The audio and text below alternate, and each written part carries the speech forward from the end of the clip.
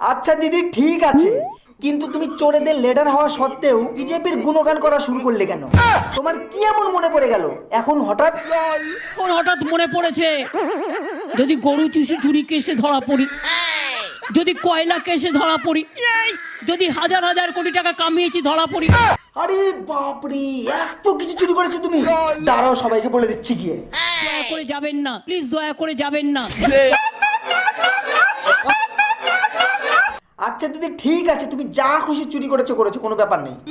একটা সত্যি কথা বলো তো, তুমি টিএমসি থেকে সরে যাচ্ছ কেন? যদি টিকিট না পাই এখন থেকে সরে যাই। তুমি এই ভয়ে টিএমসি দলটাই ছেড়ে দিচ্ছ? কিন্তু তোমার দলে যেসব মহানায়ক মহানায়িকারা সব আছে, দেব, সোহম, মিমি, এরা তো চাইলে অনেক কিছু করতে পারে তোমার জন্য। একটা কিচ্ছু করতে পারে না, নিষ্কর্মার ঢেকি।